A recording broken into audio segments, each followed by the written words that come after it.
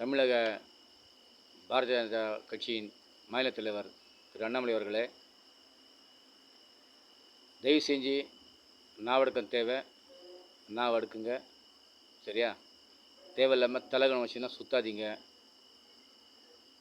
நான் நினைக்கிற எந்த மனுஷனும் நல்லபடியாக வாழ்ந்த சரித்திரமே கிடையாது. அழிவு காலம் நெருங்கிட்டு தான் இந்த மாதிரி பேசுவாங்க. நான் பேசுவாங்க. வேணாம், நல்லா இருங்க. சரியா? உங்களுக்கு குடும்பம்னு இருக்குது, சந்தோஷமாக இருங்க. தேவையில்லாமல் எந்த தலைவர் பற்றியும் அவங்களுடைய பின்புலம் தெரியாமல், இல்லை அவங்களுக்கு முழுசாக தெரியாமல் தேவையில்லாமல் பேசாதீங்க. தமிழகத்தில் உள்ள அனைத்து தலைவர்களும் சரி, உங்களை விட்டு வச்சுருக்காங்கனாக்கா தேவையில்லை, ஏதோ வாய்க்கு வந்த மாதிரி பேசின்னு போகிறாரு, ஏதோ அரசியல் பண்ணுறதுக்கு வாழ்கிறதுக்கு ஏதோ சொல்லின்னு போகிறாரு, போய் தொலைட்டு தான் உங்களை விட்டு வச்சுருக்காங்க. அது எந்த கட்சி தலைவர் தான் சரி. தமிழ்நாட்டில் இதே மாதிரி நீங்கள் பண்ணியிருந்தீங்கனாக்கா தமிழ்நாட்டில் உள்ள அனைத்து தலைவர் ஒன்றா சேர்ந்தாங்கன்னா பிச்சு பேன் பார்த்துறோம் உங்களை. சரியா? அந்த நிலைமை உங்களுக்கு தேவையில்லை. எங்களுடைய தமிழ்நாடு காங்கிரஸ் கமிட்டி தலைவர் அண்ணன் செல்வ பிறந்தகை அவர்களை பற்றி நீங்கள் பேசுகிறீங்க. அவர் போராளி. அவரை பற்றி உங்களுக்கு என்ன தெரியும்? இது முன்னால் அந்த தலைவர்லாம் அகிம்சை நிறைய தேவைன்னு சொல்லி பேசி போனாலும் சரி, பேசி போட்டுன்னு விட்டாங்க. அதாவது பேசி போட்டு விட்டோன்னா உங்களுக்கு முன்னால் இந்த தலைவருங்க அரசியல் பண்ணுவாங்க, கொள்கை ரீதியாக தாக்கிக்குவாங்க, அவ்வளோதான் தவிர தனிப்பட்ட முறை தாக்க மாட்டாங்க. அதனால் அந்த பிரச்சனை வரல. நீங்கள் மனசு அறிஞ்சு, உங்கள் மூளை அறிஞ்சு தெரிஞ்சு விஷமத்தனமாக தலைவருங்க பற்றி தலைவராக பேசுகிறீங்க. கொள்கை ரீதியோட பேசுகிறீங்க, தனிப்பட்ட ரீதியாக பேசுகிறீங்க. வேணாம். இங்கே நீங்கள் செஞ்சதெல்லாம் போதும். சரியா? நிறைய செஞ்சிட்டீங்க. நீங்கள் தயவு செஞ்சு எங்கன்னா கண்காண எடுத்து போயிடுங்க. ஏன்னா இப்போ உங்களுக்கு தலைவனை ஏறிட்டுருக்கு. இதுக்கு மருந்து இருக்குது. சரியா? இதுக்கு மருந்து என்னென்னா 2 வகையான மருந்து. ஒன்று உங்கள்கிட்டயே இருக்குது. நீங்களா எங்கன்னா உட்காந்து யோசிங்க, நாங்களாம் செய்து சரியா, ஏன் நம்மளை இப்படிலாம் ஜனங்கள் இப்படி பேசுகிறாங்க யோசிங்க. உங்களை யாருமே தலைவராக நினச்சிக்கல. எதோ ஏமாந்த கூட்டம் உங்கள் பின்னால் சில பேர் இருக்காங்க, அவங்க நினைக்கிறாங்க. உங்கள் சொந்த கட்சிக்காரையும் உங்களை தலைவர் ஏற்றுக்கிறது கிடையாது. மக்கள் உங்களை ஜோக்கராக பார்க்குறாங்க. சிலது எங்களுக்கு மனசு கஷ்டமாக இருக்கும்.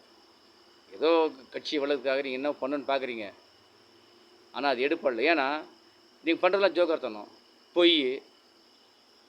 சொன்ன பொய்யை தம் கட்டி மறுபடியும் பேசுகிறீங்க. மக்கள் ஏற்றுவாங்களா? ஏற்றுக்க மாட்டாங்க. அதனால் வேணாம். 2வது மருந்து ஒன்று இருக்குது.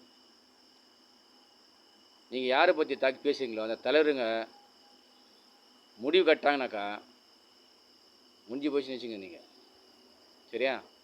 தயவு செஞ்சு இன்னொரு முறை காங்கிரஸ் நீங்கள் கொள்கை ரீதியாக நீங்கள் வாங்க, தாக்குங்க, பேசுங்க. நாங்கள் வேணான்னு சொல்ல, தர்க்கம் பண்ணுங்கள், நாங்களும் தயார். தனிப்பட்ட முறை தாக்குறது இதோடு நிறுத்தி வச்சுங்க. இது உங்களோட அன்புலாம் கேட்டுக்கொள்ளவும் கிடையாது. இது நீங்கள் எச்சரிக்கையோடு எடுத்துங்க, பரவாயில்ல. தயவு செஞ்சு இந்த தேவையில்லாத விளையாட்டுலாம் விட்டுருங்க. டைலாக் பேசிக்கிறீங்க. சின்ன பையன் என்ன செய்வான் தெரியுமா? சின்ன பையன் ஒன்றும் பண்ண மாட்டான், எங்களுக்கு தெரியும். சின்ன பையனும் பைத்தியம் ஒன்று தான். இப்போ உங்கள்கிட்ட இல்லை என்கிட்ட இல்லை நம்ம வயசு இருக்கவங்கிட்ட ஒரு பணம் கொடுத்தோனாக்கா அது எப்படி யூஸ் பண்ணுவாங்க. தேவையான பொருள் வாங்குவோம், செய்வோம். சின்ன குழந்தைகிட்ட என்ன பண்ணோம்? கிழிச்சி போடுறோம். அது பேப்பர் இல்லையா அதுக்கு? அவ்வளோதான். நீங்கள் சின்ன பிள்ளைன்றது நீங்களே முடிவு பண்ணிக்கிறீங்க. வேணாம், கொஞ்சம் வளருங்க. சரியா? உடம்பால் வளர்ந்தால் மட்டும் போதாது, உயரம் வந்தால் மட்டும் போதாது. மனசு அளவு கொஞ்சம் வளருங்க, மூளை அளவு கொஞ்சம் வளருங்க. சரியா? முன்ன முறை காங்கிரஸ் தலைவர் பற்றி எந்த காங்கிரஸ் பற்றி நீங்கள் தாக்கி பேசுகிறதுலாம் எப்போ எங்கே பார்த்தாலும் சரி. சரியா? பேசாதீங்க. பைத்தியம் தான் பேசுகிற மாதிரிலாம். தயவுசெய்து பேசாதீங்க. இந்த விளையாட்டு இதோடு விட்டுருங்க, நல்லபடியாக இருங்க. சரியா? நீங்கள் எப்படி சம்பாதி நாங்கள் பார்க்கல, எங்களுக்கு தேவையில்லாத விஷயம். தலைவர் என்ன சொன்னார்?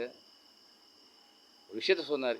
இந்த ஒரு நிறுவனம் பிரச்சனை இருந்துச்சு, தொடர்புகளை போல இருக்குது, பேச்சுவாக்கில் வருது, அதை சேர்த்து விசாரின்னு தான் சொன்னார்.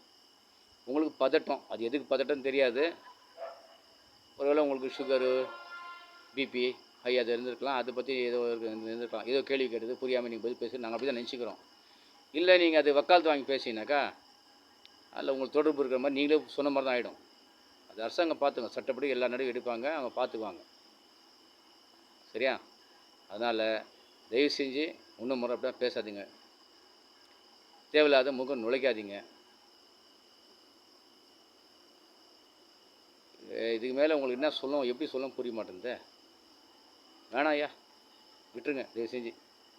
நல்லபடியாக உங்களுக்கு ஓசி ஒரு கிடைக்குது இல்லையா? நீங்கள் வாழ்கிறதுக்காக, துணிமணிக்காக, சாப்பாடுக்காக, தங்குறதுக்காக, திங்கிறதுக்காக எல்லாத்தையும் ஓசி 1000 கொடுக்குறாங்க. ஓசி சோறு சாப்பிட்டுக்கிறீங்க. அதை விட கெடுத்துக்காதீங்க தயவு செஞ்சு. அதுதான் சொல்லுவோம்.